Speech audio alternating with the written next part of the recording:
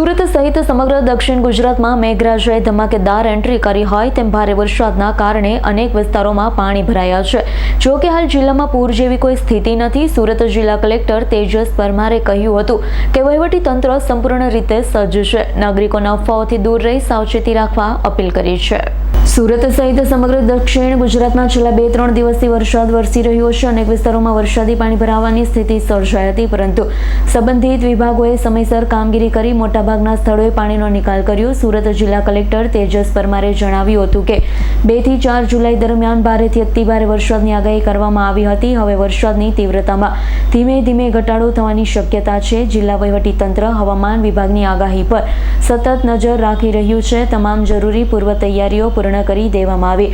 આજે સુરત જિલ્લામાં સરેરાશ 17.92 મિલીમીટર વરસાદ નોંધાયો છે, જ્યારે ચાલુ ચોમાસામાં સરેરાશ વરસાદ 228 મિલીમીટર સુધી પહોંચ્યો. સૌથી વધુ વરસાદ અંબિકા તાલુકામાં 389 મિલીમીટર, પલસાણામાં 362, મહુવામાં 352, બારડોલીમાં 309, ઉમરપાડામાં 298 મિલીમીટર નોંધાયો છે. જિલ્લાની તમામ નદી, ડેમ અને જળાશય ભયજનક સપાટીથી નીચે છે અને પૂર જેવી કોઈ સ્થિતિ નથી. તેમ છતાં દરેક જળાશય અને નદી પર સતત નજર રાખવામાં આવી રહી છે. મહુવા તાલુકાના 2 ગ્રામ્ય માર્ગ પર પાણી ફરી વળતા વાહન વ્યવહાર અસ્થાયી રીતે બંધ કરવામાં આવ્યો છે. વૈકલ્પિક માર્ગોની વ્યવસ્થા કરવામાં આવી છે. પાણી ઉતરતા માર્ગ ફરી શરૂ કરવામાં આવશે. જિલ્લામાં 24 કલાક ઇમરજન્સી ઓપરેશન સેન્ટર કાર્યરત છે. ઓલપાડ ખાતે એનડીઆરએફ અને માંગરોળ ખાતે એસડીઆરએફની ટીમ તૈનાત રાખવામાં આવી. ફાયર વિભાગ અને બચાવ દળોને પણ સંપૂર્ણ સજ્જ રાખવામાં આવ્યા. વહીવટીતંત્ર નાગરિકોને ભારે વરસાદ દરમિયાન બિનજરૂરી મુસાફરી ટાળવા, નદી નાળા, કોઝવે, પાણી ભરાયેલા રસ્તા પાર ન કરવા તેમજ કોઈપણ ઇમરજન્સીમાં જિલ્લા કંટ્રોલ રૂમ તથા સ્થાનિક તંત્ર તાત્કાલિક સંપર્ક કરવા અપીલ કરી છે. સાથે અફવાઓથી દૂર રહી સત્તાવાર માહિતી પર જ વિશ્વાસ રાખવા પણ અનુરોધ કર્યો છે. નમસ્કાર, હું તેજસ પરમાર, કલેક્ટર સુરત. ભારતના હવામાન વિભાગ અમદાવાદ દ્વારા જાહેર કરવામાં આવેલી આગાહી અનુસાર જિલ્લામાં 2 તારીખથી 4 તારીખ સુધી ખૂબ જ ભારેથી અતિભારે વરસાદની સંભાવનાઓ વ્યક્ત કરવામાં આવી હતી. જેના અનુસંધાને અત્યારે આજની સ્થિતિએ જોઈએ તો ચોમાસામાં જિલ્લાનો કુલ સરેરાશ વરસાદ અત્યારે 228 મીમી નોંધાયો છે. જેમાં સૌથી વધારે વરસાદ અંબિકા તાલુકામાં 389 mm, પલસાણામાં 362 mm, મહુવામાં 352 mm, બારડોલીમાં 309 mm અને ઉમરપાડામાં 298 mm આ વરસાદ ચાલુ ચોમાસા દરમિયાન અત્યાર સુધી એટલે આજની 10 વાગ્યાની પરિસ્થિતિ મુજબ છે. છેલ્લા 24 કલાક અને 48 કલાકમાં જિલ્લાના કેટલાક તાલુકાઓમાં ભારે વરસાદ થયો છે.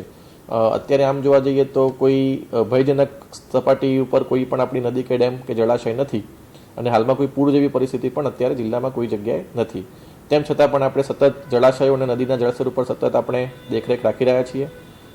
કેટલાક નીચાણવાળા વિસ્તારોમાં પાણી ભરાવાની ફરિયાદ સ્થિતિ સર્જાઈ હતી, જેના ઉપર પણ અત્યારે અલગ અલગ સંબંધિત વિભાગ દ્વારા તેના માટેની કામગીરી કરવામાં આવેલી છે. હજુ સુધી કોઈના સ્થળાંતરની જરૂર આપણને પડી નથી. કેટલાક કાચા મકાનોને નુકસાન થયું છે, એ સિવાય કોઈ જાનહાનિ મોટી કે વ્યાપક નુકસાનનું નોંધાયેલ નથી. તૈયારીની વાત કરીએ તો જિલ્લા ઇમરજન્સી ઓપરેશન સેન્ટર આપણું 24/7 કાર્યરત છે. તમામ તાલુકાના કંટ્રોલ રૂમ પણ કાર્યરત છે. એ સિવાય સુરત મહાનગરપાલિકાનો ફાયર વિભાગ, કામરેજનું ERC સેન્ટર તેમજ તમામ નગરપાલિકાઓના ફાયર વિભાગ પણ બચાવ અને રાહતની કામગીરી માટે સંપૂર્ણ સુસજ્જ છે. તમામ લાઇન વિભાગ, RNB, વીજળી વિભાગ, સિંચાઈ તમામ સાથે અત્યારે સતત સંકલન રાખવામાં આવી રહ્યું છે અને જરૂરિયાત મુજબ જો જરૂર પડે તો તાત્કાલિક પ્રતિસાદ માટે અધિકારીઓની કોન્ટેક્ટ ડાયરેક્ટરી પણ તૈયાર રાખવામાં આવેલ છે. હું સુરતના તમામ નાગરિકજનોને વિનંતી કરું છું કે હવામાન વિભાગની આગાહી અને જિલ્લા વહીવટીતંત્રની સૂચનાઓનું પાલન કરે. ભારે વરસાદ દરમિયાન બિનજરૂરી મુસાફરી ટાળે. નદી, નાળા, કોઝવે અને પાણી ભરાયેલા માર્ગો પાર કરવાનો પ્રયત્ન ન કરે અને અફવાઓથી ખાસ કરીને દૂર રહે અને સત્તાવાર માહિતી પર જ વિશ્વાસ રાખે. અને કોઈ પણ ઇમરજન્સી કે મુશ્કેલી હોય તો જિલ્લા કંટ્રોલ રૂમ અથવા સ્થાનિક તંત્રનો તાત્કાલિક સંપર્ક કરે. સુરત ડિસ્ટ્રિક્ટનો જે હેલ્પલાઇન નંબર છે એ 1077 છે, જે ઇમરજન્સી સિચ્યુએશન માટે આપણે યુઝ કરી શકીએ છીએ. એટલે અત્યારે હાલ ભારે વરસાદ અલગ અલગ તાલુકામાં નોંધાયેલો છે, પરંતુ અત્યારે કોઈ ભયજનક અત્યારે કોઈ પરિસ્થિતિ નથી અને વહીવટીતંત્ર તૈયાર છે અને કંઈ પણ પ્રકારની મુશ્કેલી આવે તો અમારું સમગ્ર તંત્ર મદદ કરવા માટે તૈયાર છે. જય Hind. Bureau report, S9 news, Surat. અમારી તમામ માહિતીથી અપડેટ રહેવા માટે જોડાયેલા રહો S9 ન્યૂઝ સાથે.